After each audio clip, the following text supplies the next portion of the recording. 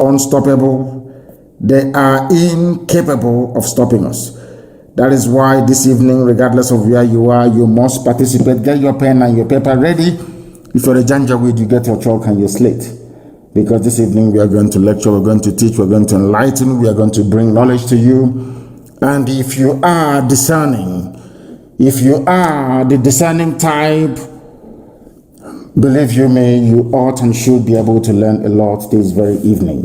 Morning, noon, or night, depending on where you are. This very broadcast is going out to the whole world. Everybody is listening all over the world.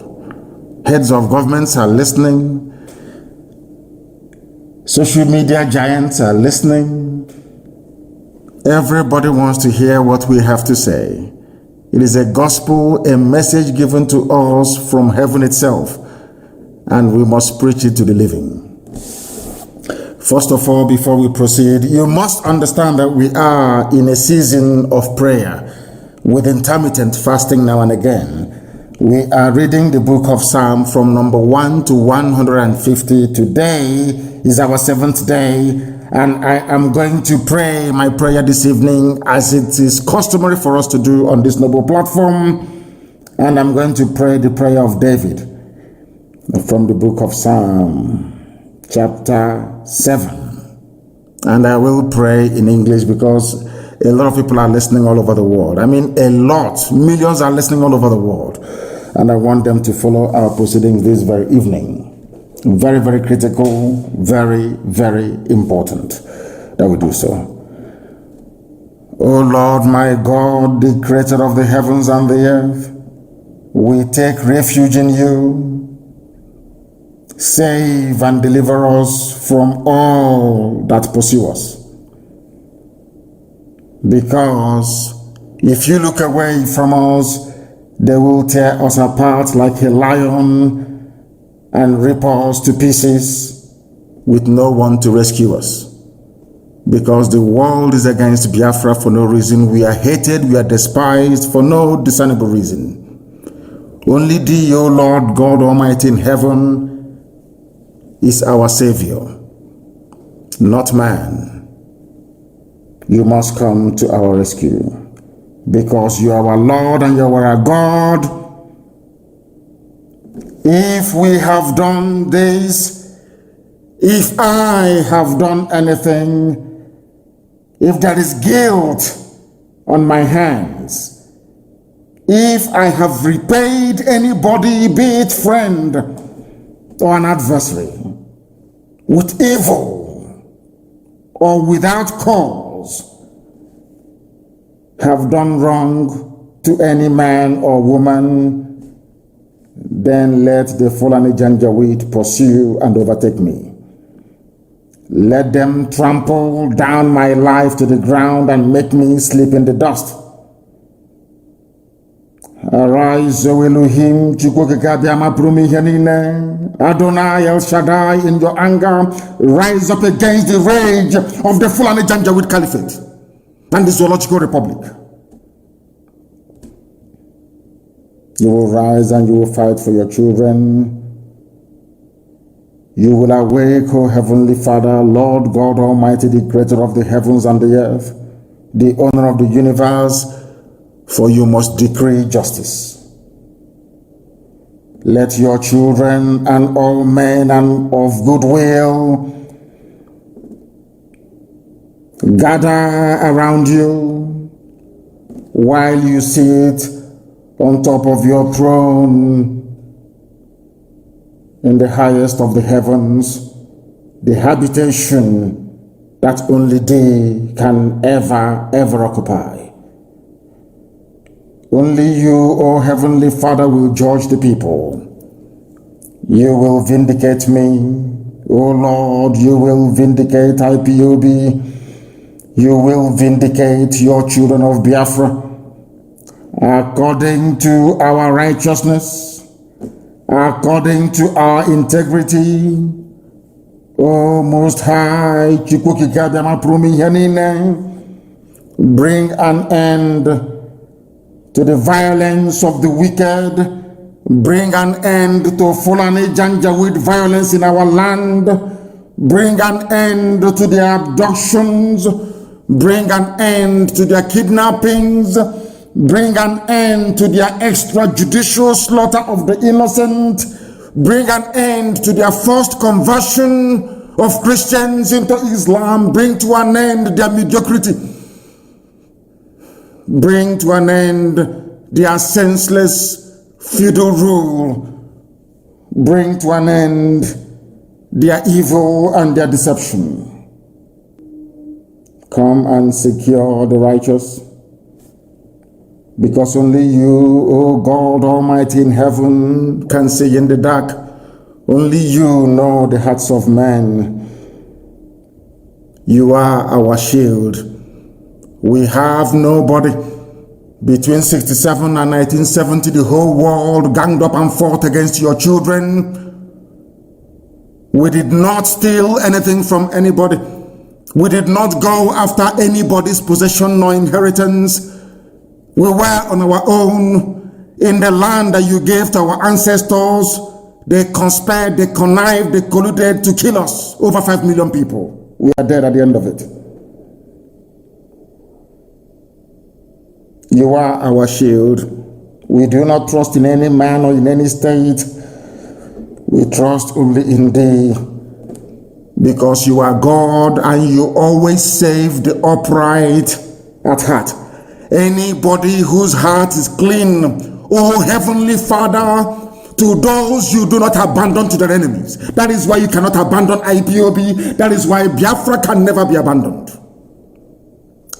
Because your words are yea and amen. You are God, you're not human.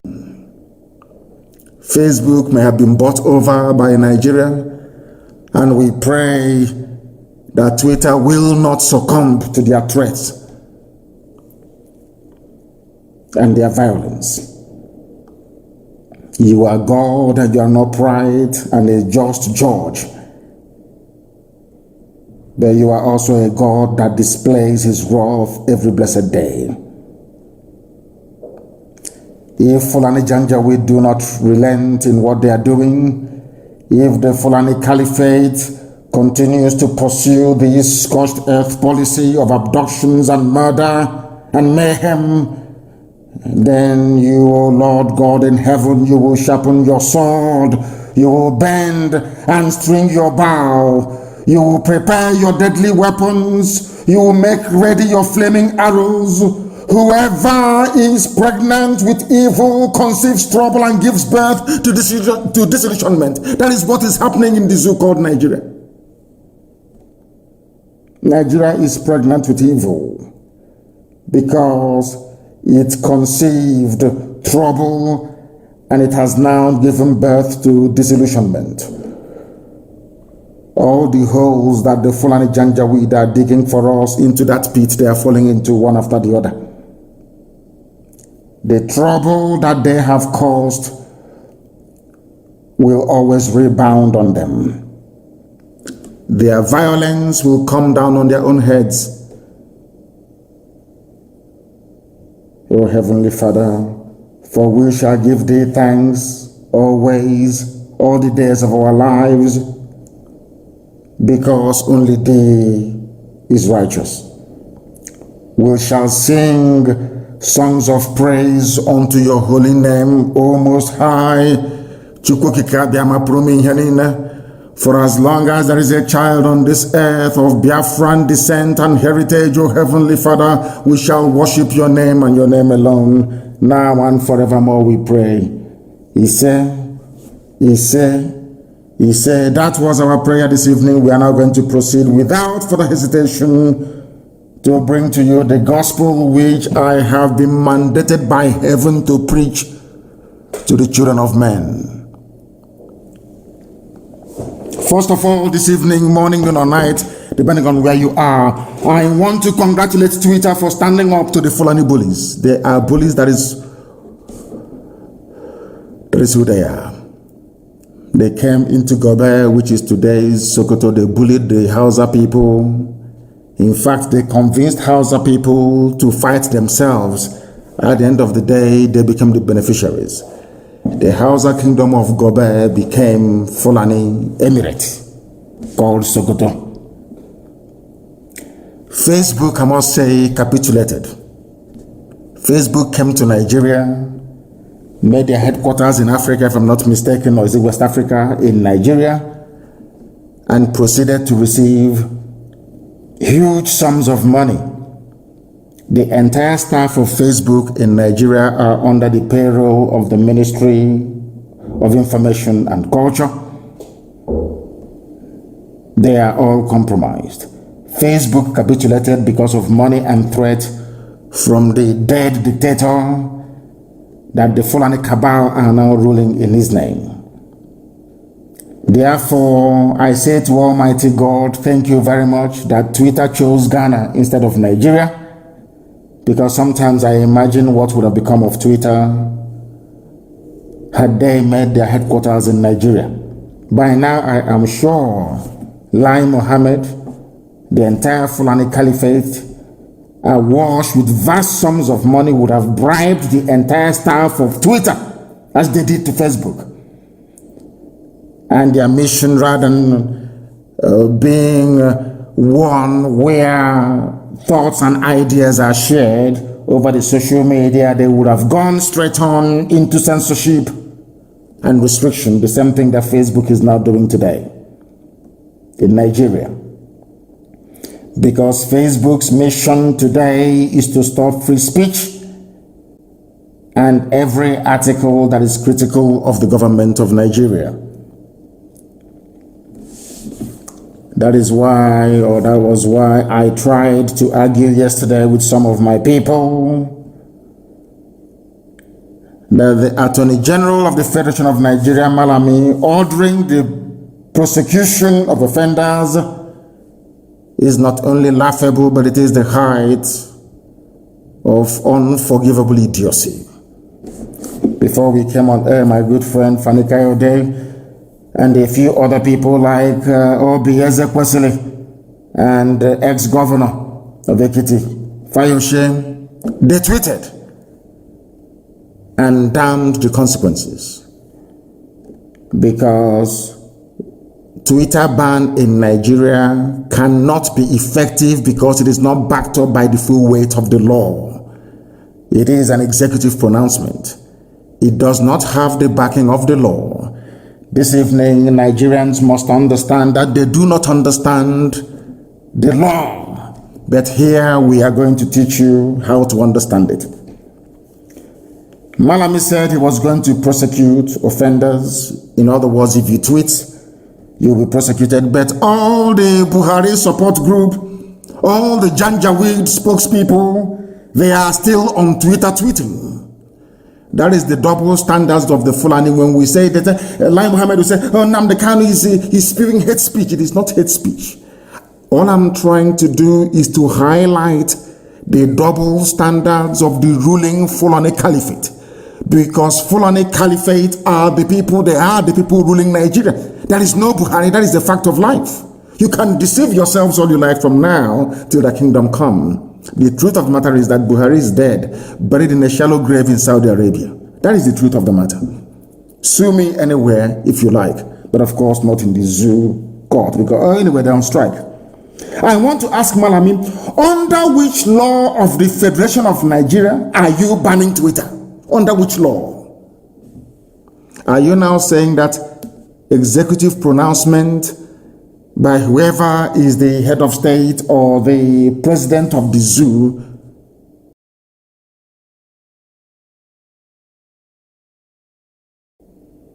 becomes law? Is that what you're trying to imply? If that is the case, then that means you don't understand what Montesquieu went through in order to put to paper his treatise on separation of powers. It means you did not go to school. You're not an AGF. It means, of course, you're a quota lawyer, so you know nothing. Under which law, I asked the Fulani Janjaweed, including those in Aso Rock, because I know Buhari is not there, so maybe I will address Garaba Shehu, Femi Adesina, maybe El Rufai, running the show from Kaduna, and of course, Malami, and what's his name again? Their so-called secretary to the government, or chief of staff. What's his name again? The man from Kwara State. I don't know his name. I want to ask these people, Nigeria has three ways of making laws. The one in the Constitution of Nigeria, the one that they make at the National Assembly, and any judicial pronouncement in a court of law. These are the only three means by which any law can come into existence under the current jaundiced democratic rule that you have in Nigeria. So I'm asking them, where is it in your 1999 Constitution or any statute of state that using Twitter is a crime? I want somebody to please try and tutor that very janjaweed, the Attorney General of the Federation of the Zoological Republic, called Malami, that an executive directive is not a law binding on the people. That is something some of you don't understand. When they say, come and register for NIN, all of you run and register for NIN, go and do BVN, do BVN. It is not backed up by the weight of the law. Therefore, it is not binding on everybody. I give you a very simple example.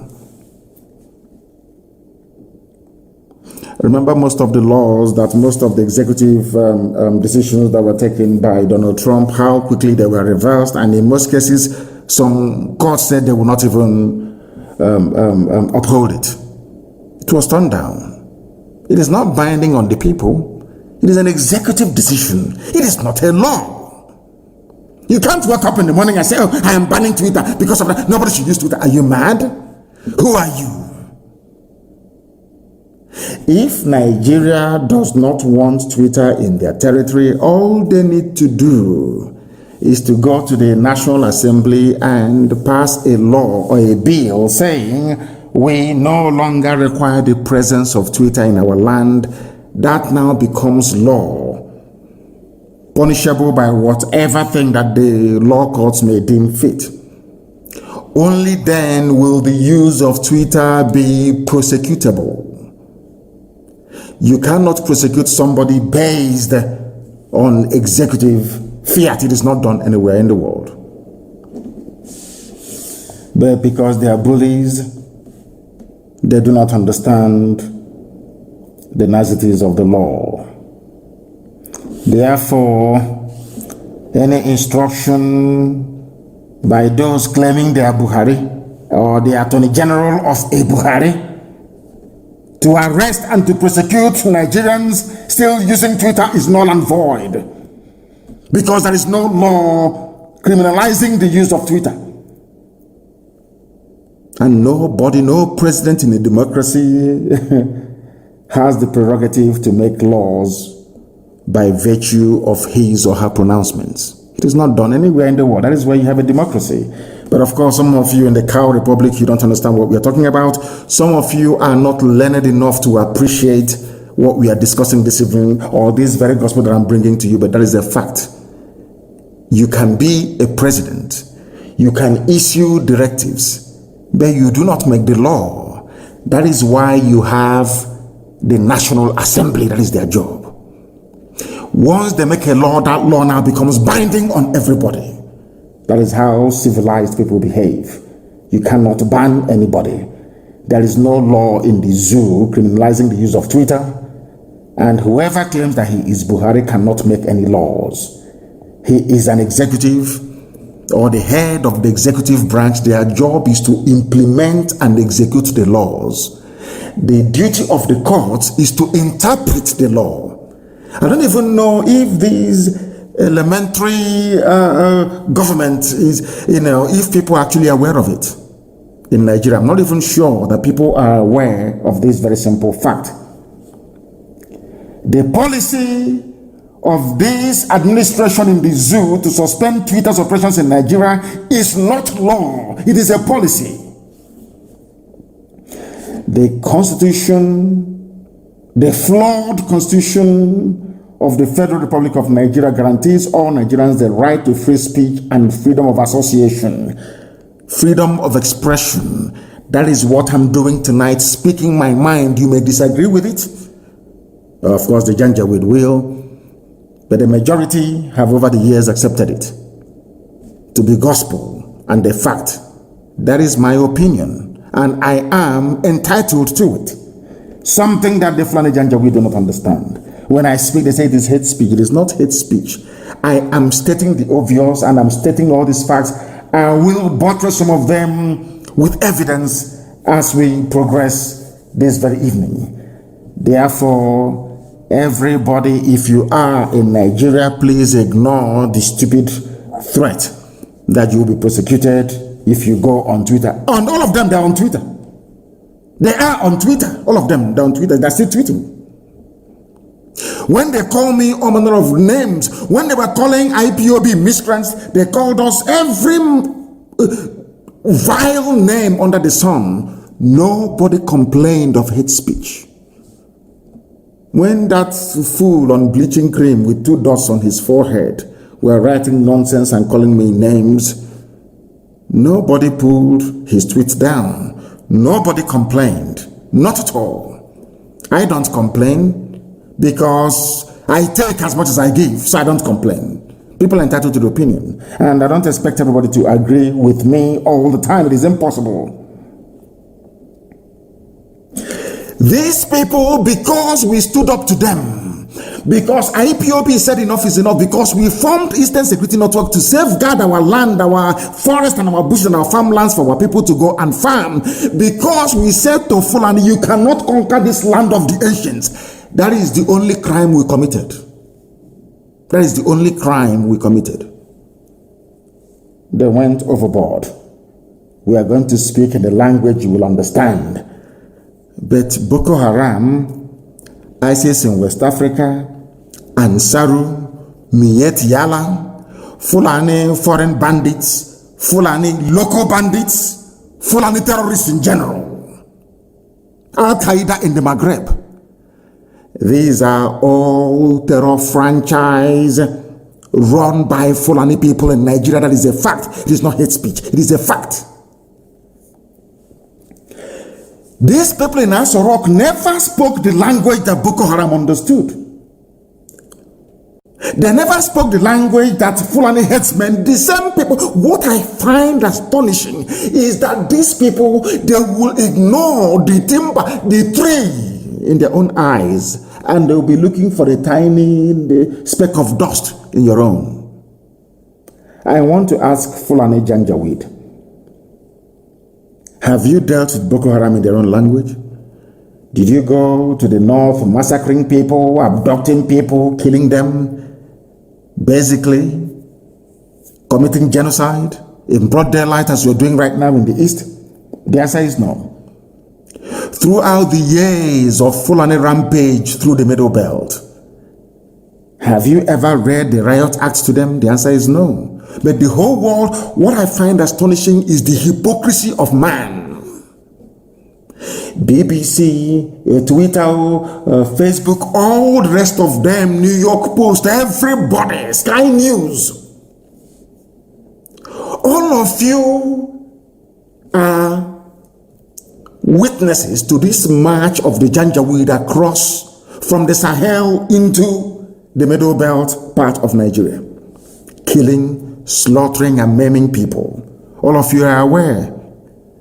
Nobody will ever say to Garba Shehu, why did you not read riot acts to Boko Haram, to Fulani, your fellow Miet Yala, that you gave 100 billion to?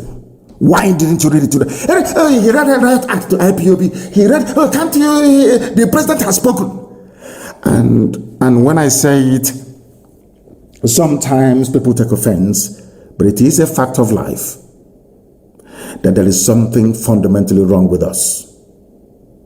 I've said this many times because I know that the owners of Twitter, they are listening to my broadcast this evening via that very platform. I want them to understand that I am also self-critical. We are our own worst enemies because of the way we reason, because of the way we think.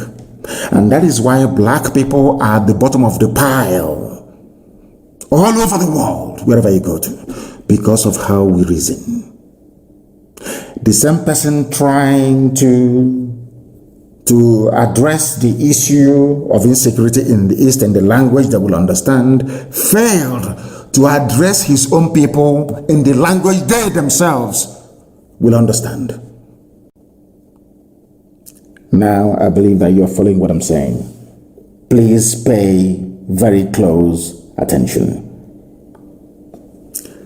When it comes to Biafrans, the Easterners, the Igbo people in particular, there is this great understanding, there is this unity of purpose that an Igbo man should be hated and killed if need be. It didn't start today.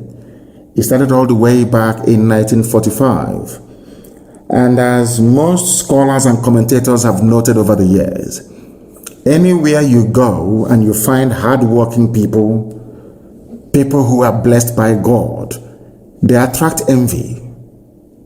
The only reason why those idiots like Garuba Shehu will be mouthing all their rubbish and saying, oh, we are going to speak the language they understand, is because of their natural hatred for Biafran people. Is there anywhere in the world, even the Armenian massacre has been recognized by the US Congress as being a genocide worthy of note. We lost 5 million people. Some of you don't even ask yourself questions sometimes. How come Biafrans lost 5 million people yet nobody's talking about it? It's because of that palpable hatred all across the board for no reason. These are the demons that we are fighting on a daily basis. Now you want to teach Biafrans a lesson or speak to them in the language they will understand, which is the language of genocide. That was the reason why the tweet purportedly made by Buhari was taken down by Twitter. But let us just go back a little bit and at least put on our thinking cap this very evening, morning, night, depending on where you are, and ask ourselves a very simple question. Who brought insecurity into Nigeria? Bandits killed 91 people. By bandits, I mean these are Fulani people. Fulani terrorists killed 91 people in a place called Danko, Wasagu, local government area of Kebbi State. And I want Twitter to listen very carefully to what I have to say. I want all the people listening all over the world to pay attention to what I have to say. The same people threatening to go and unleash genocide and mayhem in the East, in their own backyard, their own people, those referred to as legitimate stakeholders in the government, or should I say the governance of Nigeria, Miyet Yala, we are busy slaughtering 91 people in Kebbi State. Now it doesn't stop there. Who are those they are killing, you may ask? Is it not the North? Kebbi State is mainly populated by Hausa people. The Fulani people are killing Hausa people in Kebbi State. They are killing the Lerna people. They are killing the Busawa people. They are killing the Dukawa people. They are killing the Dakakari people. They are killing the Kambari people. They are killing the Gungawa people. They are killing the Kamuku ethnic nationality in Kebbi. Are you listening to me? Later on, I will tell you why they are obsessed with dividing us. Southeast, South, Niger Delta, Igbo, and all that rubbish. Because in the North, I'm telling you the truth, they are not one.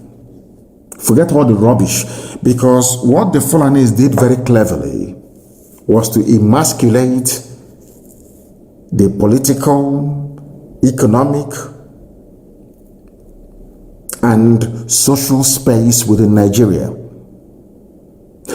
All the, should I say, media outlets in the North only have one agenda: to throw out the Fulani narrative on a daily basis. Daily Trust, Premium Times, NTA, Channels Television, to an extent AIT. They are using Punch newspaper. Intermittently, they will use Vanguard. They will use Nation newspaper as they will. Now and again. In Kebbi State, as they are busy telling you about Southeast and South, Niger Delta and Igbo. Delta is not even all that rubbish. I want to tell you that in one single state in the North, The Fulani is a minority. And in that place that the Fulani people are a minority, they have gone on and killed 91 Hausa people. Are you following what I'm telling you? They have killed 91 Hausa people. You will not hear anybody ever. If it is anywhere else, they'll say, oh, they're killing Fulani. What is happening to Fulani? But Fulani went into Kebbi State, which doesn't belong to them, and killed 91 Hausa people. This happened 2 days ago. No, in fact, basically on Saturday, very early morning on Saturday, it happened yesterday, to be honest, the 5th of June. The police command in Kebbi State on Saturday confirmed that bandits, they don't want them to be called terrorists, because once they're called terrorists, you know, Boko Haram, ISIS in West Africa, Al-Qaeda in the Maghreb comes to mind, and Saru and Mietiala will come to mind. So you know what the government of Nigeria did through Lai Mohammed, their Minister of Information? They said to media houses, do not call them Fulani terrorists anymore, just call them bandits. So that way the eyes of the people and the attention of the world will be deviated or deflected away from the real identity of these murderers and killers. It's a very simple strategy. Maybe it was Britain that advised them to do that. Maybe it's Katrina Lang that advised them to do that. I am telling the whole world only yesterday, as they were shouting about Southeast insecurity, we are going to kill, we'll bring in the army, we'll land aeroplane, we'll bomb everybody. In their own backyard, this same government is aiding and abetting the Fulani slaughter of Hausa people. It's here now, it's not very clear. Bandits kill 91 people in Danko, Wasagulo, confirmed by the police. And who confirmed it? The public relations officer, the PRO. His name is DSP Nafiu Abubakar. He confirmed the figures and said all the victims were killed in 8 different communities in the local government area. He said 8 different communities.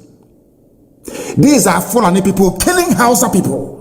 Telling you the Hausa Fulani. That is why I keep wondering, I keep asking Nigerians all the time, what is in your brain? What sort of substance is in your brain? Is it the white matter that God created, or is it something else that is there? As they have now corralled all the media houses in the zoo to focus on the East.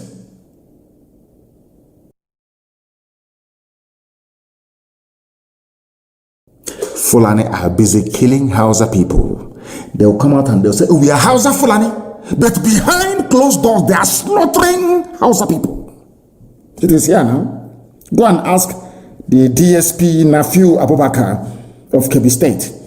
He is the public relations officer of the police in Kebbi State. He confirmed it. According to him, the command has so far recovered 88 bodies and dispatched a detachment of operatives to maintain law and order in the affected communities. There is no bombardment. Like all? No, not at all. Because they are all the Fulani, they know what they're doing. There is no bombardment. There is no shoot at sight order. There is no abduction of young men with tattoos on their body. No rape of women. No, not at all. This is in a state where 88 Hausa people were slaughtered by Fulani terrorists. Now tell me why any decent person would want to belong to such a country. I'm asking a very simple question. When Lai Mohammed complains about IPOB, Nnamdi, Kanu, this Biafra agitation, tell me why any sensible person would not agitate to be free in a country where 91 people were slaughtered and there was no mention of it by the government. What is of concern to them is a INEC building. That is what is of concern to them. Are you following me? Are you following what I'm saying? I hope that people are following what I'm saying sequentially. A country where 91 people were slaughtered only yesterday, their concern is the East. Do you see how they roll? Because Fulani has an agenda. The agenda is to conquer all of you. But some of us are so foolish and so idiotic, we don't understand what their game plan is. If they do not have it in mind to conquer all of you, how come something as massive as the slaughter of 91 people did not elicit any comment from the so-called presidency? Tell me in which country anywhere in the world that such idiocy obtains. Only in Nigeria. When I say it, they say his insightful tweet, he's inciting violence, and you are the ones committing violence. Fulani, you are the ones that killed 91 Hausa people in Kebbi State. You got me massaging them, saying, "Oh, we are Hausa Fulani," but you're killing them. 88 bodies were recovered. Now, let me tell you that all the people that I mentioned earlier were being killed. The killings took place in Koro, Kimpi, Gaya, Dime, Zetu, Rafingora, Igwenge villages, and in all Danko Wasagu local government area of Kebbi State. Are you following me? Now, the question that Twitter, I'm sure you people are listening to me this evening. The question you need to ask Lai Mohammed is this: who killed those people in Kebbi State? What is their identity? Because anytime anything happens in the East, it's ESN, IPOB, ESN. You even find the Yoruba newspapers.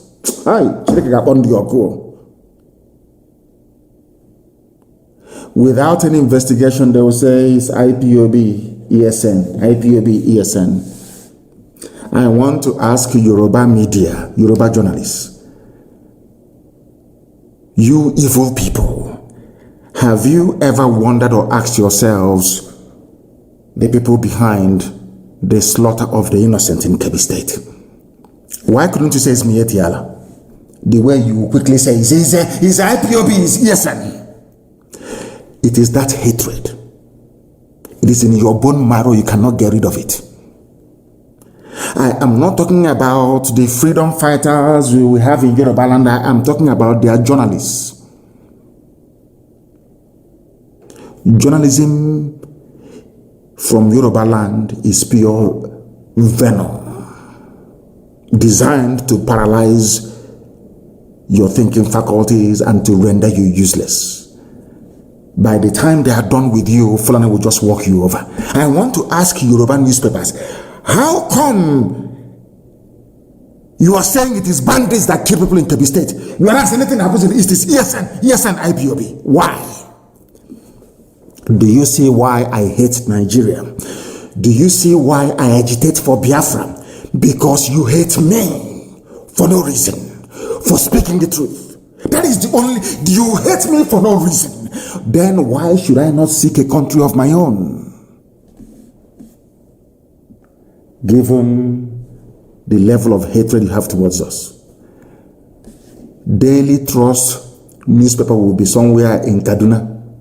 Something will happen maybe in Okigwe, and he will write it is IPOB ESN. He has never been to Okigwe before. I want the world to listen to what I'm saying, to understand the level of hatred directed towards Igbo Biafrans especially. To all Biafrans anyway. The other ones, they are treating them as if they are normal, but of course they are not. Fulani killed Hausa people. The same newspaper is writing Hausa Fulani. Hausa Fulani. I want to ask the whole world tonight, who are the people responsible for the killing of 91 Hausa people in Kebbi State? The answer is Fulani. And they know, but they are terrified to write the truth. They are terrified to speak the truth. That is why I cannot be in the same country with you people. You people are evil. You are evil. You see evil and you support it. You keep your mouth shut. You want Tinubu to be president. And you are paying dearly for these mistakes you're making. As we proceed, I'm going to bring to the attention of the world the damage that Yoruba journalism has done to Yoruba people.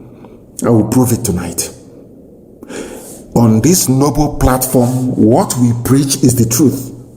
You may not like it, but if you go back and reflect upon everything that I say, you will come to the realization that it is the truth, the whole truth, and nothing but the truth. You may not like the way I deliver it. I give you that. I'm not too bothered about it.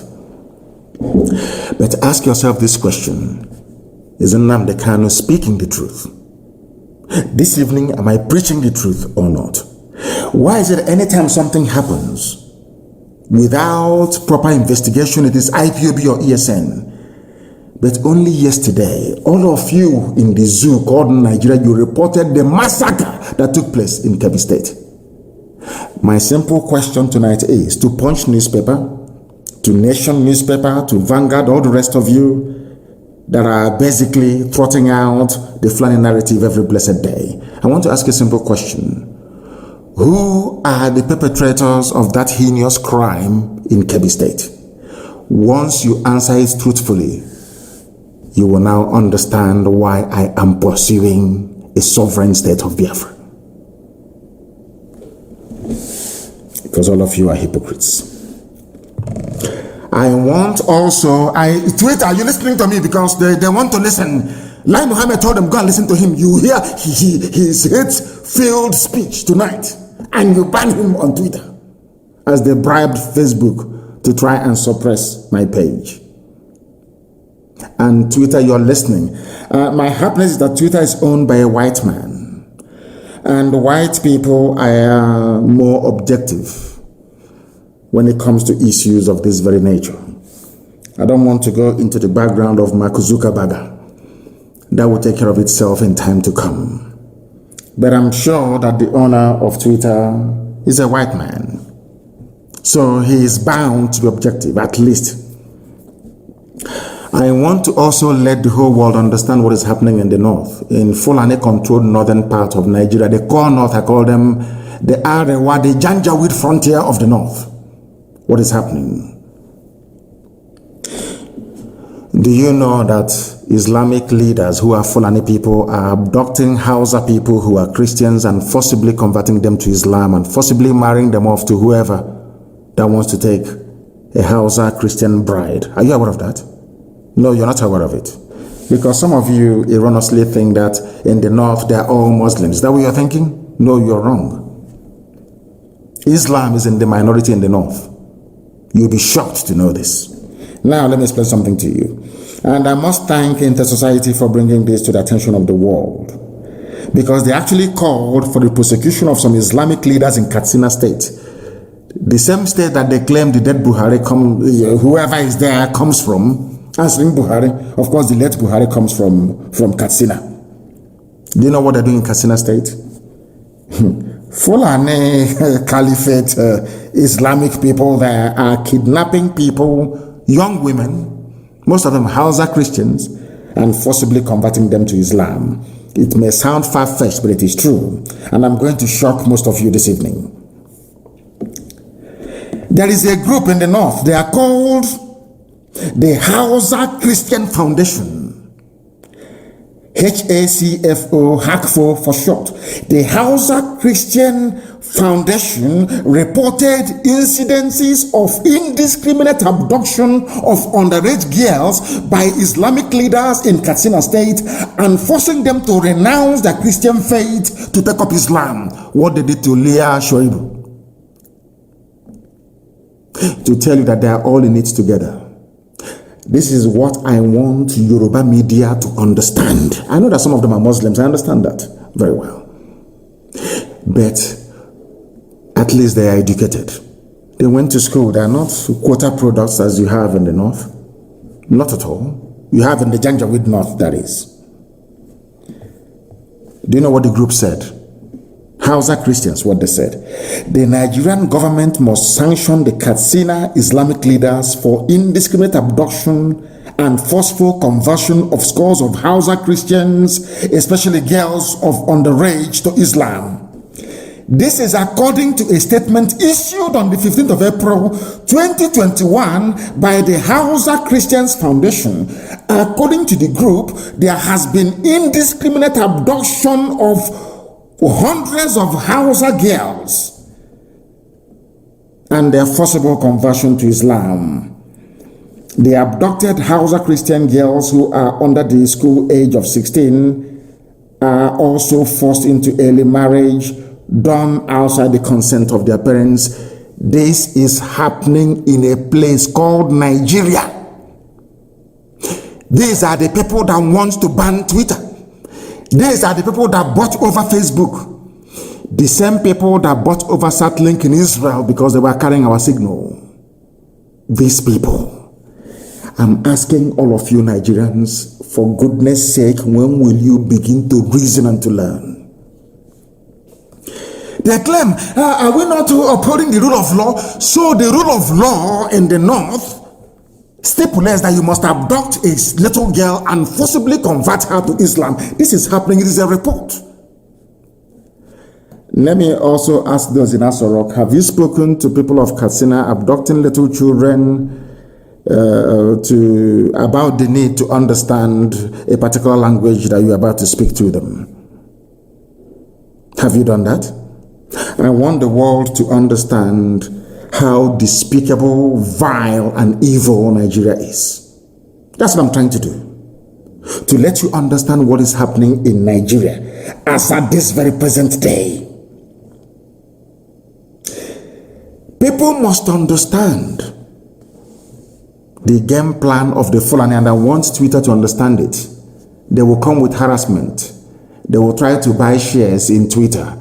They will try to impose their own people as directors of the board of Twitter. They will try to get you to change your policies towards Nigeria. Because the Fulanis have a long-term goal. They know what they're looking for. They want the total Fulanization and Islamization of the geopolitical space called Nigeria. That's what they want. And they will never stop until they get it. They will never ever stop. This is something that I want Yoruba people to understand. This is something I want Middle Belt on. In Middle Belt, you will be taken. You'll be swallowed alive. I'm telling you, you will be taken. The only reason why this demonic Fulanization is not in full swing is because of the activities of IPOB and Eastern Security Network. That's what is stopping them. If not, by now, we would all be gunners. The time now is 5 minutes to 8 p.m. in the land of Biafra. We are live and we are direct. It is also the same number, say 3 minutes to the top of the hour, regardless of where you are. We are preaching a gospel that heaven asked us to speak and to preach about this very evening, and we must do so. People are saying, ESN, not people anyway, of course, the Janjaweed and those that hate Biafrans, naturally, that's what they always do. They've been doing it since 1945. It's not new. The demonization of the East didn't start today. It's since 1945. And it's never going to stop. Even when we get our Biafra, it will never ever stop. It is inbred. How did we get to where we are today? I want to ask, people must listen very attentively, please. I want to ask the whole world. You're talking about ESN, you're talking about IPOB agitation and all that rubbish, the way we speak, our violent utterance. I want to ask the whole world, please. How did we get to where we are today? Number one question, I want to ask the Zoo media, Nigerian journalists. In 2014, what did IPOB do to warrant the massacre of people in Onitsha and Enugu? I hasten to add. In 2015, let me also ask, what did we do to deserve being massacred on October and November of 2015? People talk about Nigeria as if it is one normal country or nation. No, it is not. Nigeria is a gangland. It is run by gangsters, basically. masquerading as politicians. This is something that Twitter must understand. The world must understand it. It is a fact. Let me ask you. You see the Shia people, Shia Muslims of El Zagzagi. What did they do to deserve to be massacred in Zaria? Were they violent? Were they carrying arms? Let me leave Shia. Let me come to IPOB once again. In 2016, I was in detention. I was in detention in Abuja. People gathered to remember 30th of May 2016. We got together in a place called Mbo. Or should I say at a place called Mbo? I have to be grammatically exact. To pray, to remember the dead, exactly what we did a few days ago. Do you know what happened? I want the world to understand. I hope Twitter can follow what I'm saying. I want mankind to understand. On the evening of the 29th of May 2016, Nigerian Army, Nigerian Police went to a place called Mbo and killed over 1,000 people. Now you'll be wondering, what did they do? What's their crime? Their only crime was to gather together to try to remember those that died between 1967 and 1970. The army went there and shot over 1,000 people dead. Am I lying? Nigerian journalists, am I lying? After all, Amnesty published a report about it. A report was published by Amnesty International on this very massacre. I want to ask everybody then, was there any ESN, any arms anywhere? Was anybody carrying any guns or anything of that sort? It's only the flag. You shot people dead. Have you all forgotten? You zoo people, have you all forgotten what you did in 2016? Let us go to Aba. If you doubt me, go and look at the clip, and I want it everywhere tonight, please. The clip of that Al Jazeera journalist interviewing the late dead Buhari when the idiot was still alive. You know, sometimes I want to sound statesman-like, but it's not possible. I'm dealing with animals in a zoo. How can you wear a suit and you be playing with monkeys? It's not possible now. You'll get dirty. So it's better you take off everything now and be naked like them and be swimming in the mud. Sometimes I come on air and I want to sound very statesman-like, but it's not possible because we are dealing with vagabonds, to be honest with you. Why did I call them vagabonds? Listen to my reasons, please, before you castigate me. Those you massacred at Mbo in 2016, what did they do to you? Were they violent? Were they armed? Those that you criminalized for asking for self-determination, do you know that it is a deliberate policy of the Nigerian state with their neo-colonial handlers to be calling us secessionists? Sky News published an article a few days ago and called Sky News in the UK called IPOB a secessionist group. New York Post made the same mistake. Reuters, everybody calling us secessionists. Now I want to ask them a simple question. Why is it that you don't refer to Scottish agitation for self-rule a secessionist movement? Oh, because they are white. Okay, sorry, I do apologize. They are white. What do we know? We are black monkeys. We know nothing. Nicola Sturgeon can agitate for a separate homeland for the Scottish people. Sky News will not call it secessionism. New York Post will never ever target a secessionist movement. Neither will CNN. But because in Africa, Biafrans are asking for the same thing that Scottish people are asking for, you now tag them secessionists. This is what is called very sublime racism. If you don't know, I will teach you and you will know. In Europe, it is called ethnic nationality. In Africa, it's called a tribe. For the reason, I'm asking the whole world this evening, why is it that Nicola Sturgeon, the leader of the Scottish people, asking for Scottish independence makes her, they don't even have a name for her. If I ask for the something that Nicola Sturgeon is asking for, Nnamdi Kanu becomes a secessionist. How did we get to where we are today? Go and publish, please, everybody publish that very interview bit. I think it was Denise that was interviewing the late Buhari then. We were praying in Aba National High School in Aba. Twitter, are you listening to me? Before they ask you to ban me tomorrow morning. So you want to understand why we are upset, why we are angry, why we address Nigeria as a zoo. I'm not telling you the reason why. Or should I say the reasons why. We gathered in Aba to pray. National High School in Aba to pray. These your newfound friends now, Nigerian police, they came, they opened fire and killed people.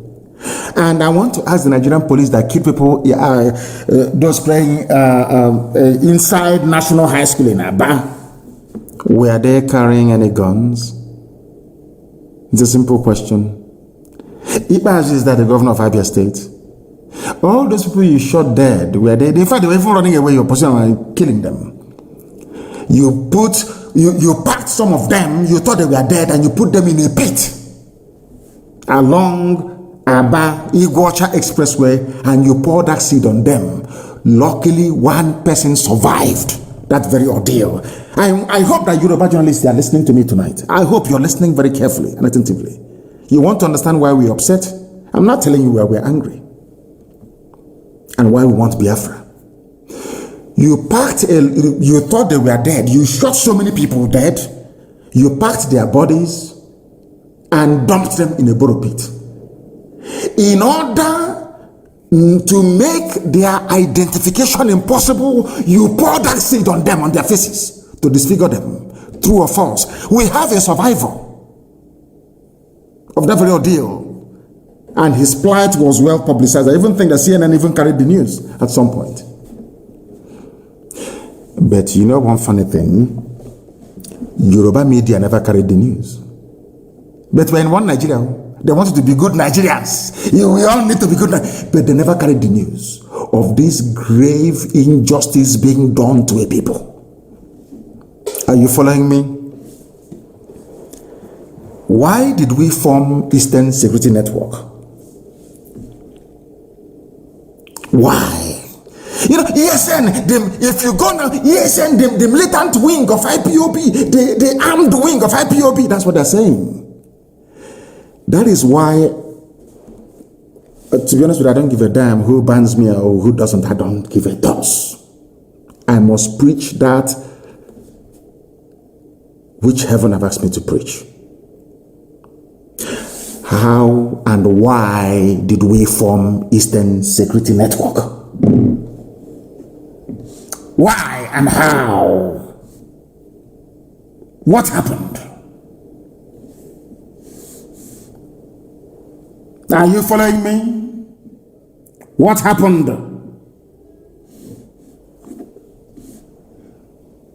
We formed, I think his name is Jack and of Twitter.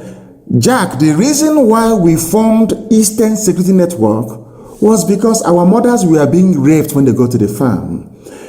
Our daughters were being slaughtered, cut into pieces. Why did we form Eastern Security Network? Because our mothers were being killed and raped in the farms, our fathers were being slaughtered. We can no longer go to the farm. Our forests and our bushes were unsafe. Was that not the reason why ESN was formed? I'm asking Yoruba journalists. Is there not the same reason why you formed Amoteku? Is there not the same reason why?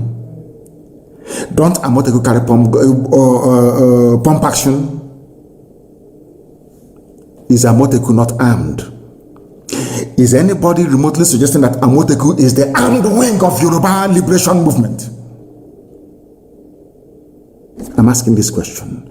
Now, the thing is, you people, you are Southerners, you are black people. Some of you are well read. But what I don't understand is, why do you keep gravitating towards evil? Why do Yoruba journalists always want to support evil? I can't understand it for a life. I don't know why they do that. Amoteku is armed, clashing with Fulani headsmen in your forest. Is that not correct? Anytime we drive away Fulani from our forest, you now come back to us and tell us that we are armed wing of IPOB. Forgetting the reason why we formed it in the first place. What is happening in Oyo? There is massacre going on in Oyo. I'll get to that later on. Do you know my happiness today? Miyetti Allah opened their mouth and said, we are no longer in the southeast. That's what they said. And our people keep forgetting those that made it possible for these terrorists and murderers to leave our land. It is Eastern, it's because of Eastern Security Network. Eastern Security Network. That's the reason why. In case you don't know, IPOB made it possible. Do you know that it is only in the East, in Biafra land, that Miyetti Allah openly confessed and said, we no longer have a presence there in the whole of Nigeria. Only in Biafra land. Do you know why they said it? Because we drove them away from there. Eastern Security Network drove them away from there. Do you understand? They said, but insecurity has persisted, despite the fact that we are no longer in the East. This is Miyetti Allah, the fourth most deadly terrorist group in the world, in the whole world. And I want Twitter to understand what I'm saying tonight. The fourth most deadly terror group in the world is Fulani headsmen. According to the Global Terror Index. Go and Google it. The only place Fulani said we are no longer moving our cattle, raping and killing people is on Biafra land. And which people made it possible? Who are the ones that made it possible? Intellectual man, who made it possible? I'm asking you. Something that all of them couldn't have done. We formed ESN December of last year, and by May of the next year, Fulani confessed we are no longer in the southeast. Now tell me who is there killing people? Fulani soldiers, Fulani policemen, Fulani DSS. Because we defeated their foot soldiers, Miyetti Allah, they got upset. That is why you are seeing this level of disproportionate deployment of soldiers and police in the East. Fulani is upset. They have taken over parts of Yoruba land. they are comfortable. Can't you see that they are not worried about Yoruba agitation? They are not worried. They know where the problem is in the East. Are you following me? They are not in our forest, so if we find them, they are gone. They cannot be there, and they understand it. Fulani must know that we are more stubborn than they are. The only reason why it seems sometimes that Fulani, they have the leeway is because the Yorubas are afraid of them. Yoruba, not the Sunday Igbohos of this world, they are very brave. Not the Ghanaians of this world are very brave. Fani Kayode, given what has been, very brave. Fayoshe, a very brave man. Yinko Dumakin, my late friend, a very brave man. And of course, Paya Debanjo, very, very brave. When that man speaks, I want to borrow him and bring him down to the East. Paya Debanjo.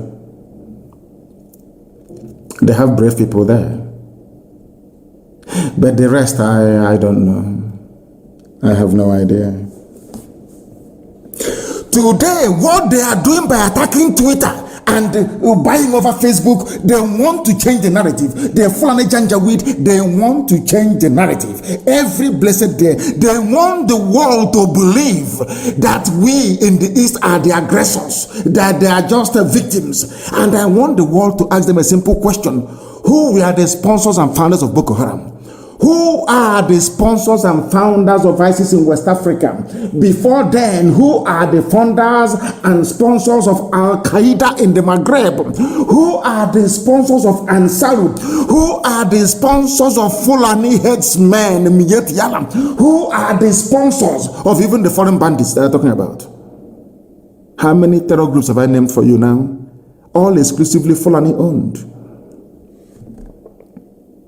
Yet, their focus is in the East. I want the world to understand something today, because all of you are listening. Nobody hates the police or the army anywhere in the world. But I need you to understand something, that in Nigeria you don't have an army. What you have is a fully Fulanized terror machine in uniform. A gang of murderers in uniform. That's all you have. I'll prove it to you later. We are not going to allow the Fulani to change the narrative. That is why they're upset. They have managed to subdue everybody else in the zoo, apart from IPOB and ESN. They cannot, and they know they cannot. It doesn't matter how many people we lose. We don't care. We keep going. I lost my mom and my dad, and we are still marching on, aren't we? I lost 28 men, very close. We are still marching on. I lost a cousin, Adako, to Nigerian army. We are still marching on. We are not going to stop. So you understand it very clearly. Now listen to me, please. The reason why anytime you see them, IPOB, what they're doing, they want to break the country. The elders must rise up and speak. All those fools. Let me tell you something you don't know. We are the way we are because you made us so. Your hatred for me is what conditioned me over the years to react to you the way that I'm reacting to you, because you are evil. Nigeria is an evil entity. Very, very satanic. You want to change the narrative. It's IPOB, they are the aggressors. I saw some women, was it yesterday? Give them their Biafra. We don't want to die. Look at murderers calling other people murderers. Can you believe such nonsense? The Fulani leaders, you cannot win. You cannot defeat IPOB. You people were the ones that established many terror organizations in Nigeria in a bid to overwhelm the country and take over the territories for your Fulani people. IPOB became a stumbling block to that very Janjaweed expansionist tendency. True or false? Am I lying? You were ruling Nigeria before, doing everything you like, controlling NMPC, controlling the seaport, customs, everywhere you ever. Now, finally, because you felt that you've subdued everybody else, now you can now march on with your foot soldiers into the East, because you've taken over Yoruba land. Of course, I know that very well. You came and we said, no, you can't come into this land to take it. Come and do your business and go. You said no.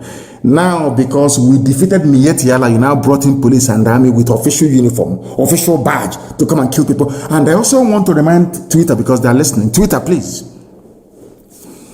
Do you know that in the Nigerian army and police there are terrorists there? Are you aware that Nigeria actively recruited terrorists, killers and murderers and rapists, and gave them army and police uniforms? Are you aware of that?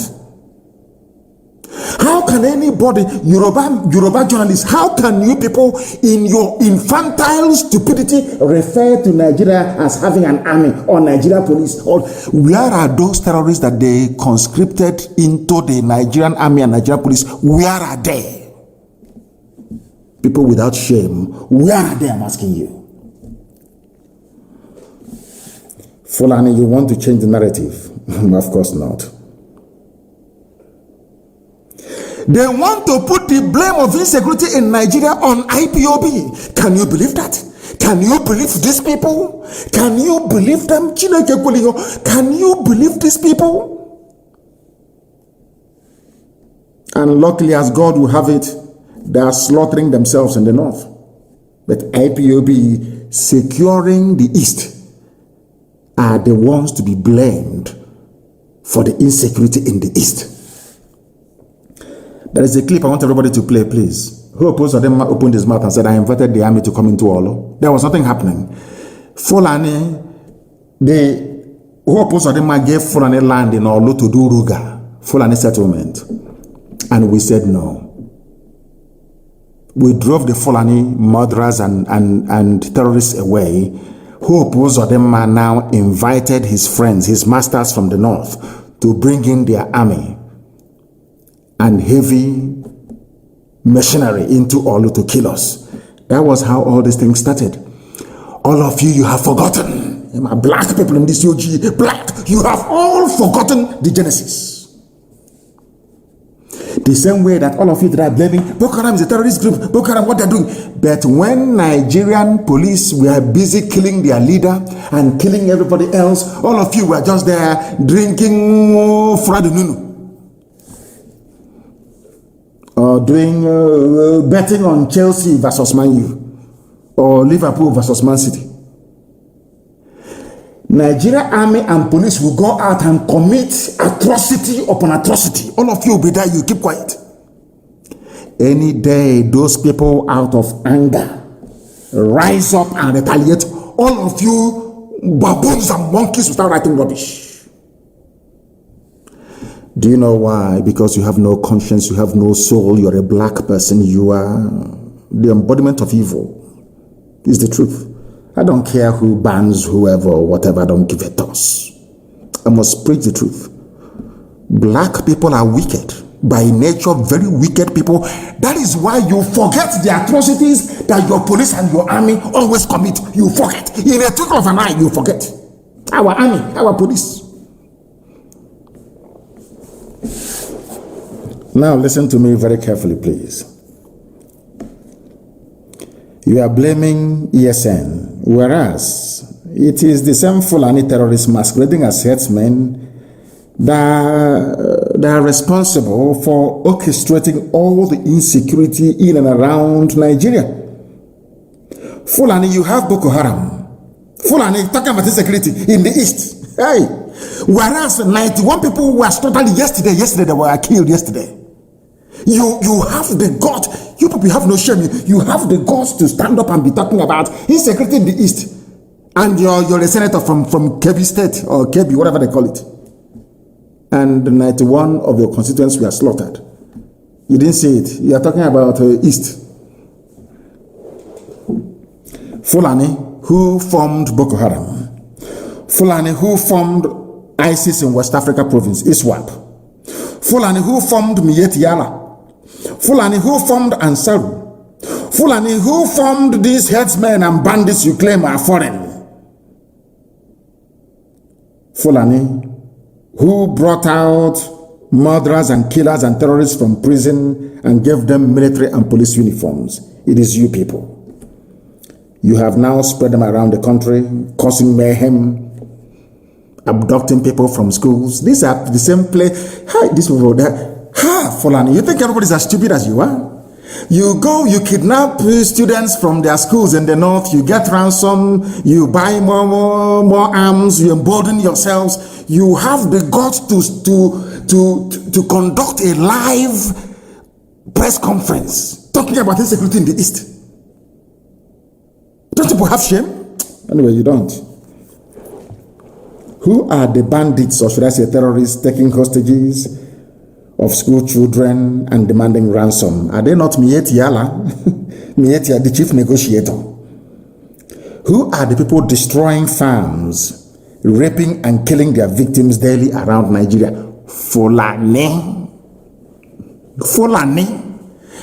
You know, how they manage to convince some of you is what I find astonishing. Despite the overwhelming evidence, how they manage to convince you people that they mean well for you is something I can't understand. It was in Nigeria that I discovered the reason why the black race were enslaved and colonized at the same time. After slavery came colonization. After colonization, now we are in the era of neo-colonization. If you want to know why a black man is easier to control than an animal, come to Nigeria, you will see it. You see, Punch newspaper is a Yoruba newspaper. Tribune is Yoruba. Nation is Yoruba. In fact, most major newspapers, they have this Yoruba leaning because most of them are based in and around Lagos, including Sun, Vanguard, all the rest of them. Unbelievable. They know that their forests and their lands have been taken over by the Fulani. The journalist writing their rubbish for Punch newspaper, he cannot go back to his village. Most of them in Ogun State are refugees in Benin Republic. The person, you will have the guts to come on national television to talk about insecurity in the East. Whereas your fellow Yoruba people, they are in Benin Republic as refugees driven away by Fulani. But because I said that no Biafran will go and dwell in a refugee camp anywhere, instead we all perish. You are calling me the instigator of insecurity. Let me tell my Yoruba journalists one thing they don't understand. If we had behaved like you people, by today we will have Biafrans in Ambazonia as IDPs. If we had allowed the Fulani to come into us playing this one Nigeria, good one Nigerian card, our land and our forests would have been taken over by the Fulani the same way they have now taken over swathes of Yoruba land. Are you following? In your land, the Fulani people are massacring you. In our land, it is there. We have defeated their foot soldiers. They now brought in, gave them army uniform, official army uniform, to come to kill in our land. That's what we are facing now. Because the Fulanis, they think they're clever, but they are not. One day we will get one terrorist with uniform, and we will show the whole world what they have been doing. Fulani terrorists are everywhere, you must understand. They are the military and the police. Nigeria has no military, it has no police. What you have are terrorists, Fulani terrorists in uniform. That's what you have. No Fulani leader. I have never come across any Fulani leader condemn me yet yala. Never, ever, ever. But one of them, the East must speak up. Silence is no longer golden. Speak up now. Speak up now. Have you ever spoken up against me yet yala? Have you spoken in the past against them? Against your friends in Boko Haram and ISIS in West Africa that are considered even more deadly than Boko Haram? No, you have not. But you want Eastern leaders to rise up and speak against those that drove away your terrorists from our forests. Does that make any sense to you? Of course not. No Fulani leader has ever condemned what their people are doing. The same people are today threatening us. Fulani rulers with genocide. Activities of ESN is the reason why we are coming. You are angry because we defeated your foot soldiers in the forest. We drove you terrorists away from our land. That is why you upset. Once in a while, you give them uniform, army uniform to come and kill people. That's all you do. Any day we respond now, we capture them or we kill them, you run to Twitter. Can you say they are killing Nigerian soldiers and the police, our security architecture? But you cannot speak the truth by telling the whole world that these same people were once terrorists, or are still all terrorists even till now. Do you understand what I'm saying? Do you see why we are agitating for Biafra? Why we don't believe in Nigeria? Why Nigeria will be destroyed beyond repair? Because Nigeria is a criminal enclave. It is not a nation, it's not a country. It's a place full of black people who cannot reason properly. It's as simple as that. Because if you can reason properly, please, you can see the handwriting on the wall. Who are the terrorists in Nigeria? Who brought insecurity into Nigeria?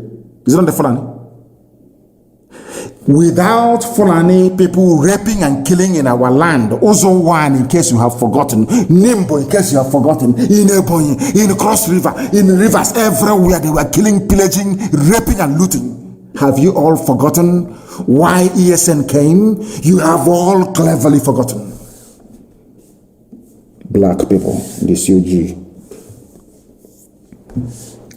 And they are so-called political elites. Everybody wants to be politically correct.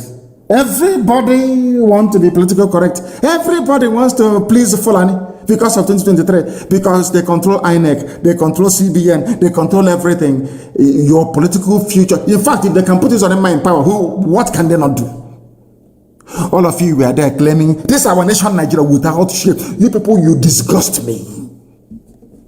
Supreme Court of Nigeria imposed a ban on the people of Imo.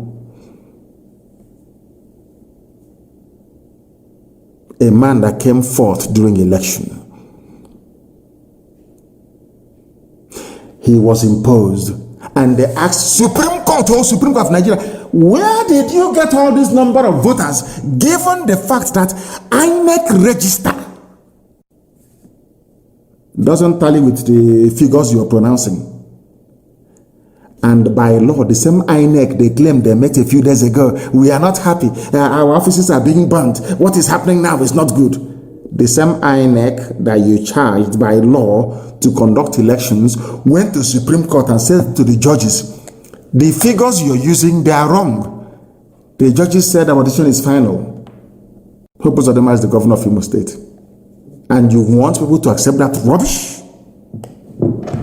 You must be mad. You must be mad.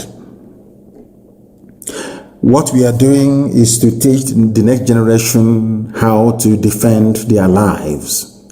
ESN was born out of the need for self-defense. And we have done a very marvelous job. That even Mietiala confessed. Anywhere you see people claiming they are Fulani, these are terrorists that they brought in and gave them uniform to go and kill. That's all. To go and kill. And I want Yoruba media to listen to me very attentively now, please. You see, there is a prayer I always pray, and I will say it in Igbo language, the oldest language in the world. Maybe that is why Britain hates us so much, because we are the oldest people on the face of this very earth, in the Igbo, ancient people. And that is the center of the world as well. I'm sure you know that by now. 0 longitude and 0 latitude. You know that the Greenwich Mean Time is 1 hour to the left. Is not the proper central time of the world. The proper central time of the world is where the 0 longitude line meets the 0 latitude line, which is in Biafran waters, for your information. So you know, we are the center of the world. That's why we have Ihechiowa, the very first place that the light of God had to shine on this very earth. Gani Adams, Gani Adams, the Are Onakakamfo of Yoruba land, on Sunday said, that's today, with the killing of over 50 people in Iganga town, Ibarakba, Okogun area of Oyo State, it is evident that war is imminent in the country. Please wait and listen to me. Who killed Yoruba people in Oyo? Are they bringing... You know, sometimes some intellectuals and efulefus, they prefer, they look for their own to blame all the time. I want to ask them a question. The war commander, the Generalissimo of Yoruba land is Gani Adams. Earlier today, he said that war is imminent in the country. A Yoruba man. Why is he saying it? Because 50 people were slaughtered in Oyo State, in Yoruba land. But a Yoruba journalist writing for Punch or writing for whoever is still talking about one Nigeria, our country, Nigeria, this is our nation, let's move forward. But in his village, people are falling down like flies. Are you following? I want to ask the world now, who are the people responsible for the slaughter? Yesterday was 91. Oh, today is 50. You know, yeah? One Nigeria, isn't it? Let's move our country forward. We Nigerians, we have to attack Twitter. We Nigerians. Fulani is singing the mantra of one Nigeria, and you're joining them, facing the altar, singing one Nigeria from the back. They are slaughtering you from the back. They are slaughtering you from the back. When you speak, it's hate speech, it's incendiary, it's insightful. They bought over Google, you know. Nigeria bought Google. They put in so much money in Google. You don't know that because of IPOB and Nnamdi Kanu. So much money in Google. If you go to Google now, the number one, if you Google Nnamdi Kanu, if you go to Google and you write in Nnamdi Kanu, the first thing you will see, Nnamdi Kanu's tweet removed for insightful statement. Up to 4 or 5. Every other thing I say, no. Mankind is evil, honestly speaking. I'm telling you the truth. Even Google was bought over. They bought over. That one loves money. They gave him money, Zuckerberg. And he took money and handed over Facebook to Lai Mohammed in the zoo. Anything you write. If they kill us, you publish the pictures, no, they ban you. You talk about it and they ban you. That is why everybody must be on Twitter. I've told you that before. And the events of the past few days have justified my call for each and every one of you to go and open a Twitter account. Be on Twitter. Everybody must be on Twitter. That's where you do the damage to the zoo. That is why they are crying and complaining and lamenting every blessed day. I will not let him go. Forgot all the nonsense, all the noise on the pages of newspapers and all that rubbish and on channels. As if it will matter to us. It doesn't matter to me. It doesn't matter to me what you write, what you say, what you gossip is irrelevant to me. You know that very well, don't you? Eba Gani Adams said he condemned the gruesome murder of innocent residents of the town and warned Fulani headsmen and bandits to stay away from the southwest or be ready to face stiff resistance. Tomorrow now, when maybe OPC, when they now get together to resist the Fulani, you claim that OPC is looking for war. But Fulanis are there now slaughtering them, isn't it? All of you are hypocrites. The killings happened in the early hours of Sunday and brought the entire Igaga town and its environs to its knees, with over 50 people dead, cars burnt, and over 20 houses burnt. That's their signature. Burning of houses. Do you people know who actually brought in burning of houses into the, should I say, the thinking or mindset of Nigerians? Do you know who brought it in? It's the army, Nigerian army. They are the ones. They go to your house. They kill you. If you escape, they burn your house down. The same Barrister Joffo, they attacked his house again last night to kill him. They came, was it not last year, and burnt his house. Do you know that Nigerian army went to Fela's house in those days? Unknown goat, unknown cow, unknown pig. Who started the phenomenon of unknown?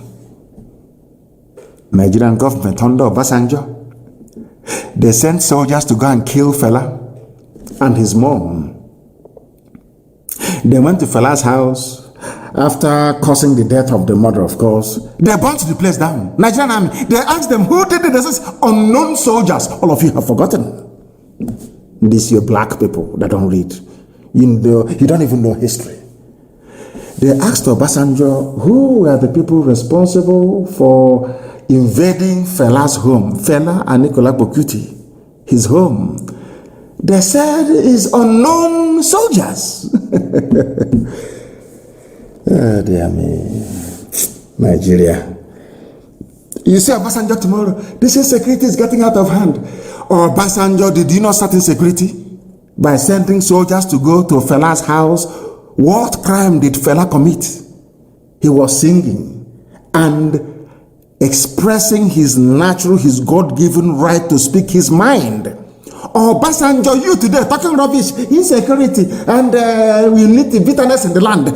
Why did you send soldiers to go and kill fella and the mom? When they failed, they burnt the place down. Nigerian army, yes. It was Nigerian army that started this very, the concept of burning down people's houses. Nigerian army, yes. Nigerian army, yes. The army of Nigeria. Our boys, as some of you will foolishly claim now and again. They killed Yoruba people 50 yesterday. The same way they went to Benue State and killed Igbo people the other day. When we go there now to confront them, people say, hey, ESN is here. They are destabilizing the polity. We're talking rubbish. Why is it that when Fulani people are killing people, all of you are quiet? When the people rise up to retaliate, you start talking rubbish. All of you. You start writing to Twitter. Lai Mohammed was upset because he wrote to Twitter on 4 occasions for Twitter to ban my account. And Twitter said no. You don't know that? 4 times they wrote, Ministry of Information and Culture, signed by Lai Mohammed to Twitter, ban Nnamdi Kanu. Twitter said no, on 4 occasions. But they called Facebook, you know, Facebook, they have Nigerians working for them. Bribery and corruption, gave them money. Anything you say that is Biafra, pull it down. And the idiot doing work for Facebook, pulling all Biafran posts down in his village in Ibarak, but they have killed 50 people. I can see no gabun on. I can see that hand with which you have used to write that poisonous epistle on the pages of Punch newspaper. You will put it inside your mouth and you become contaminated. Ibarak is an example. Yoruba land is under siege by the Fulani. And you're writing about the East. I know that Ibagani Adams will do the obvious. They even destroyed the palace of the Oba of Asigagan, of Igaga land. Oba Adewusi Olaoye. His house was not spared. And the monarch has been whisked away by the bandits. They even took a Yoruba traditional ruler, an Oba in Yoruba land, Fulani. Your friends, Your friends in one Nigeria, keeping Nigeria one, moving ahead, yes? They took your Oba. Fulani bandits took your Oba. In the east, you have their soldiers disgracing our traditional rulers, as they did in the coastal region. They know what they are doing. Can they do that thing to an emir in the north? Can they try it? Of course, the answer is no. Because all of you people, you tolerate Fulani Janjaweedism under the guise of one Nigeria. They are flying your flag, green, white, green in front of you, but inside they're destroying you. But you don't know. Very, very sad indeed. It's very difficult to sound presidential or to sound statesman-like when you're discussing Nigeria, because the whole place is disgusting. Nigeria is disgusting. They never spoke the language that they're terrorists. Why don't you now come out and say the killing in Oyo State is bad? We are going to treat them in a language they understand. Why not? It's only in the East. And Yoruba journalists, they support this junk coming from these people. That is the reason why they come to your land and they massacre people. Because you support evil. Tinubu has to be president. You people are jokers. That Biafrans are not in IDP camps today or refugee camps is because of the immense work that ESN is doing. And for record purposes, please, ESN is in the bushes and forests of Biafra land. We are not out on the street.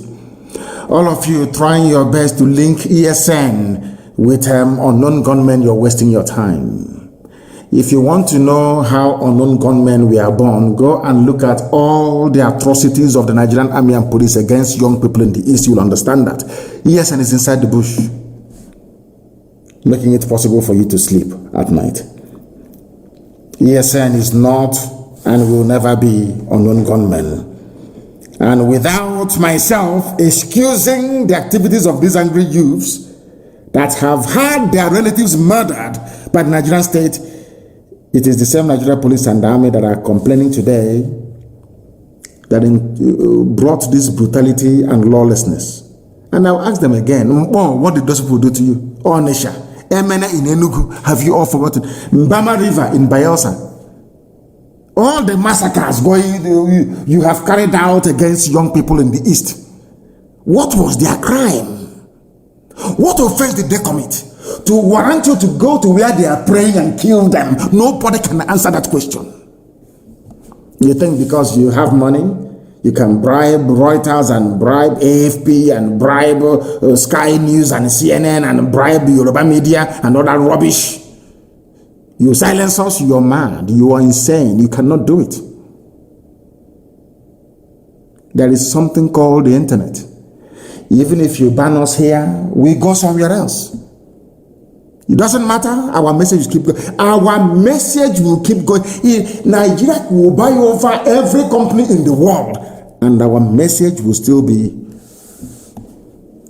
passed down to the people that need it most. ESN is not unknown gunmen and can never be. But we know how unknown gunmen started. Every day you kill people and you go scot-free. Today they have gone to Joffa's house. They have shot dead a young man there today. When his relatives rise up tomorrow, pick up arms and start killing police, you start talking rubbish. You'll be talking jazz from your stupid, stinking Zoom out. You'll be talking rubbish. Nobody has condemned the killing of a young man in Barrister Joffa's house last night around 2:30 a.m. In fact, this morning, early this morning. Have you written about him? Now, the family of that boy will be asking, what did he do wrong? Did he commit any crime? So his crime is that he's in Barrister Joffa's house and you killed him.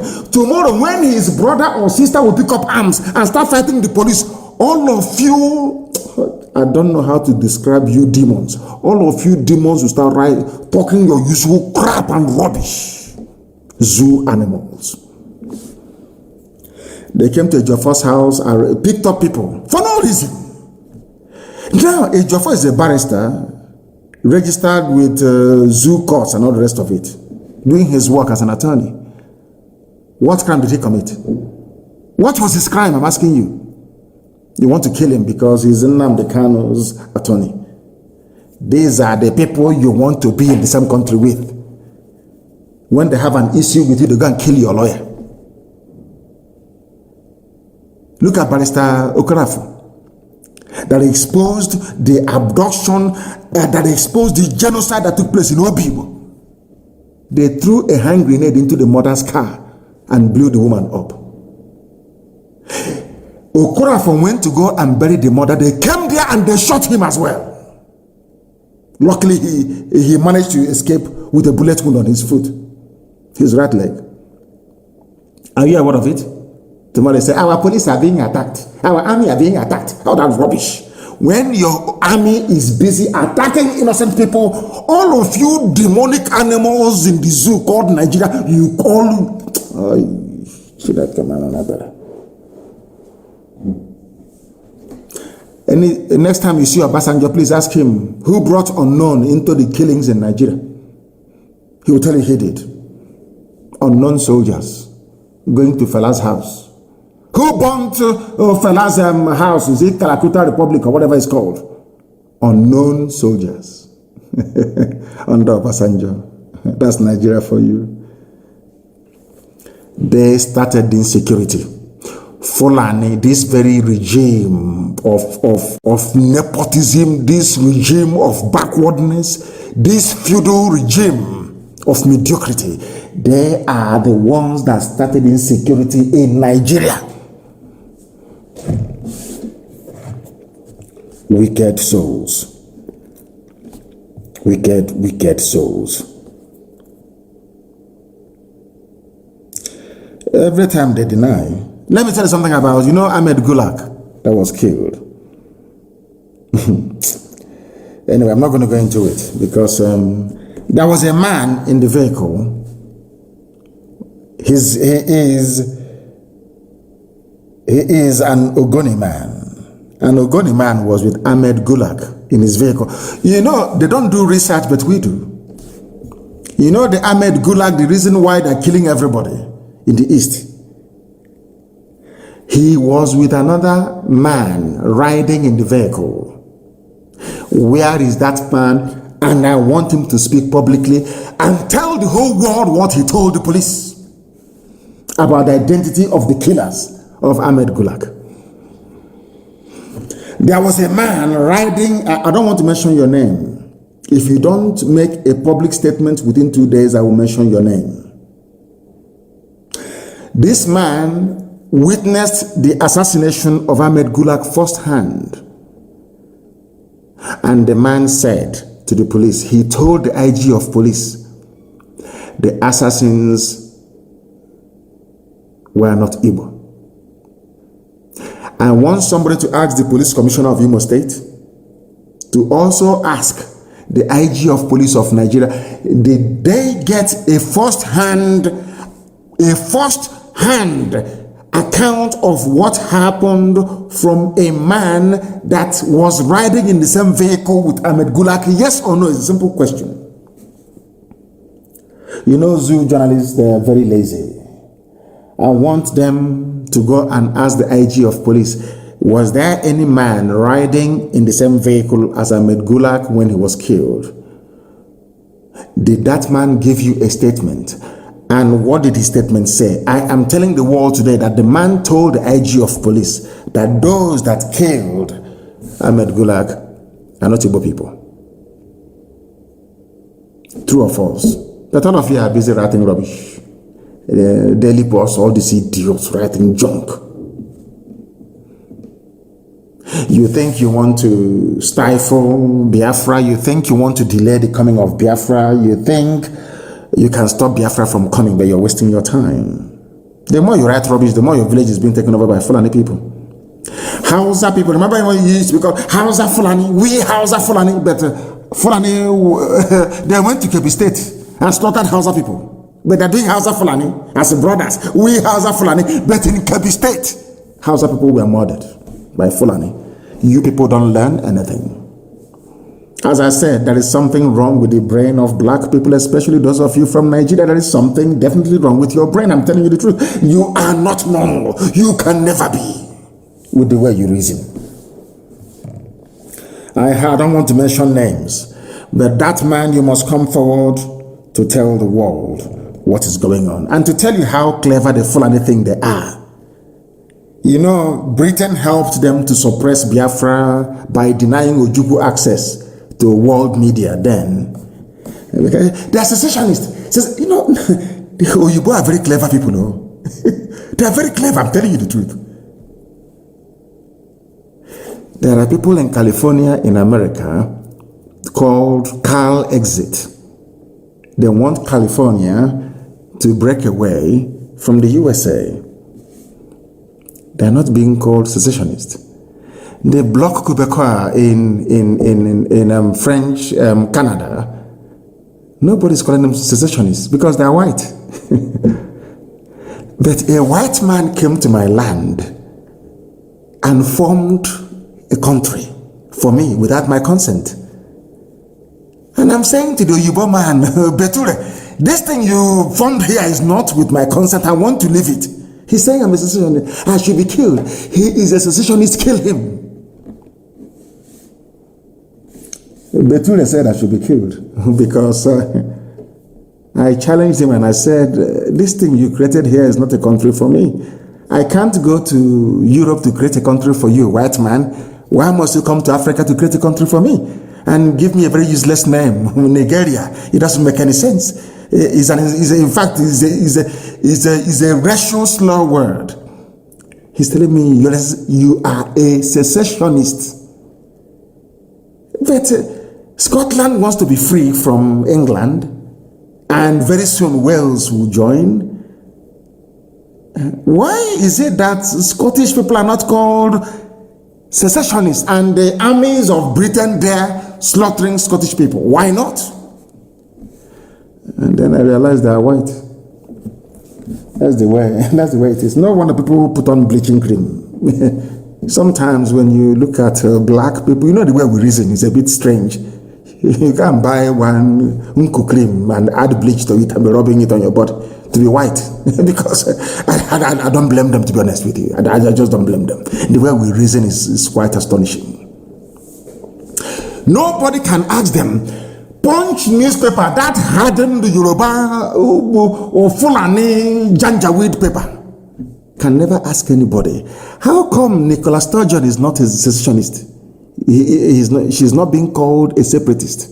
Why not? After all, IPOB is a peaceful movement.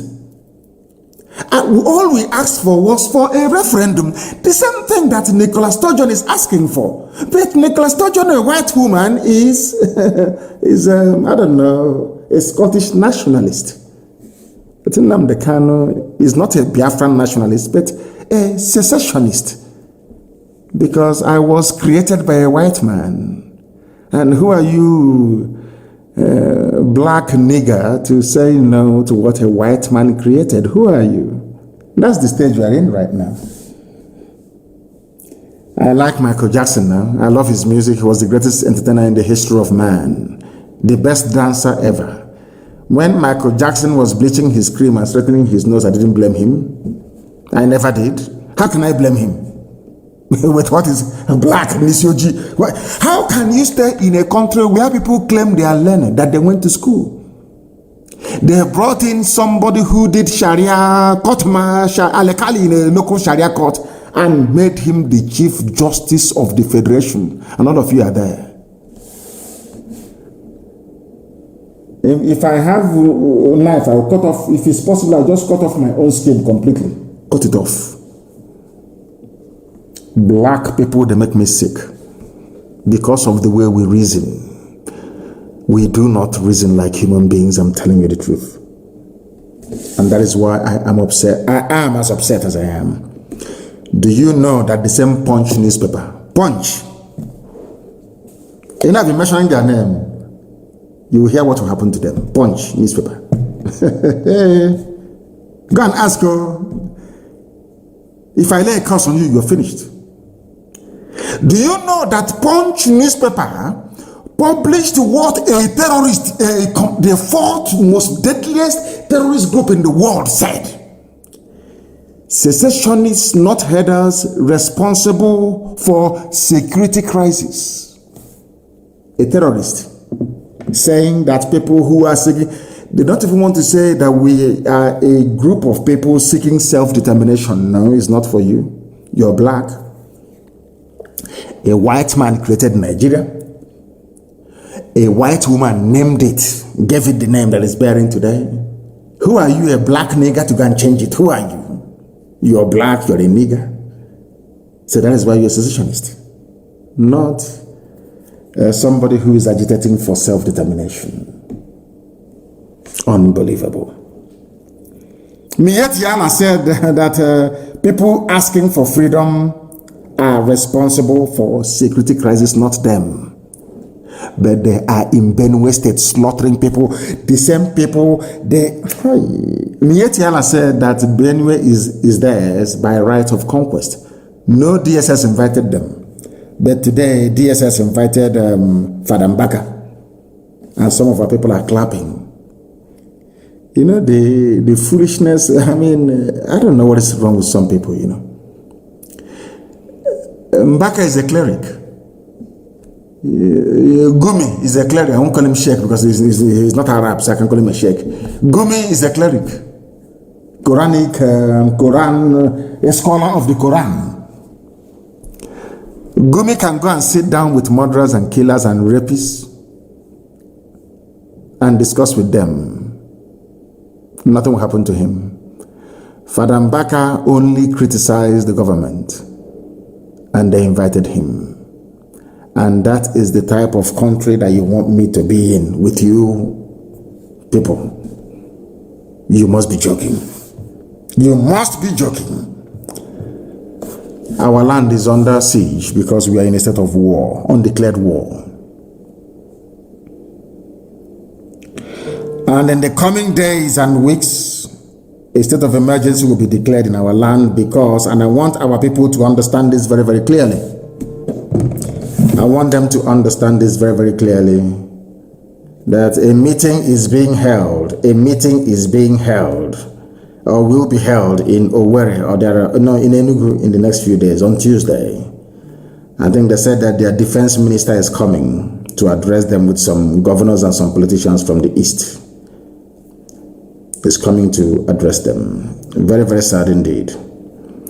And under this very climate, they have declared a state of emergency already because they are killing people. They went to a Jofor's house last night. They are killing people. And it is very, very sad indeed. They're extremely sad that they are killing people in our land. And the so-called powers that be, those they claim, we are leaders, are encouraging them to keep killing. Look at the words of George Obiozo. My goodness. Some people are not even fit to be fathers, talk less of being elders, I'm telling you the truth. Very, very shameful. Very, very shameful indeed. Very, very shameful. I have a very important announcement to make this evening. And if you like, you listen. If you like, don't listen. That is your business. But I must make the announcement anyway. And it is for our young men and women across Biafra land, because right now we are in a state of war in Biafra land. This evening we heard that a Hercules C-130 Air Force plane landed at Samambako International Airport, and they brought in more murderers and killers, more terrorists from the Sahel to come into our land to kill us wearing police and army uniform. Any policeman you see on the streets, any soldier you see on the street is a terrorist. And you must approach them the way you would approach any terrorist group in the world. The Nigerian Army and Nigerian Police in the East, they are essentially a terrorist organization, only that they are wearing official state-sanctioned uniform. Now listen to me carefully. If you are in Anambra State especially, I am advising every young man, woman, boy or girl to leave Anambra State or to go into the bush. I'm warning you. I warned you during NSAS regarding Obi, but some of you didn't listen, and today you are in the grave. I'm warning people in Anambra, in the coming days, within the next 48 hours, very heavy rain is going to fall across the entire East. If you're a young person, prepare right now to either go to the bush to join your fellow men or to leave Anambra State completely, because what these people do is that they set up their roadblocks or their checkpoints. Any young person they see, they kill. They abduct you and they kill you. Ben the road, they're doing the same thing. Every checkpoint, they stop every vehicle. If you're a young man or a young girl with a tattoo on your body, you are dead. And your organs will be hacked off and sold to the British and to Indians. You'll be dead. If you have a tattoo right now on your body anywhere in the East, you might as well start wearing a suit or dressing up like a priest. Because if they see a tattoo on your body, they will kill you. That's what they've been doing. Some of you are also aware of the dead bodies in the mortuaries all across our land. You are aware of it, don't you? Those are the dead bodies of young men and women across our land. In the coming days, the terrorist army of the zoo and their police will intensify the second phase of their ongoing genocide in Biafra land.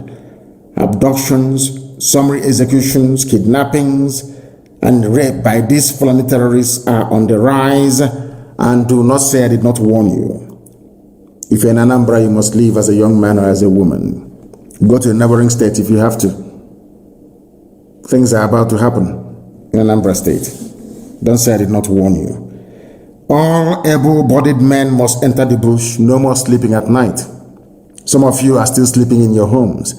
And I want young men in every village to form a defense force in that very village. Any vehicle in the middle of the night coming to that very village, you disable it. There are many ways to do it.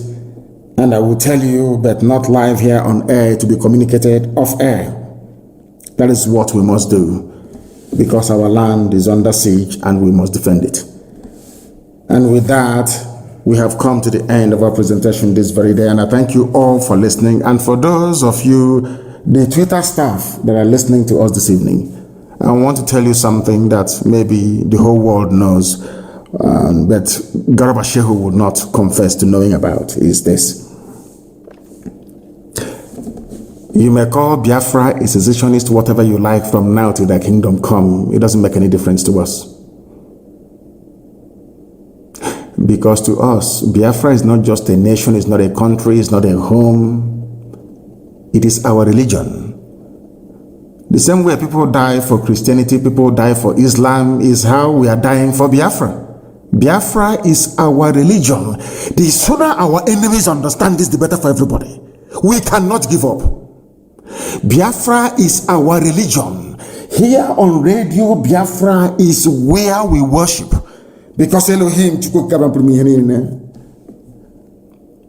is our God.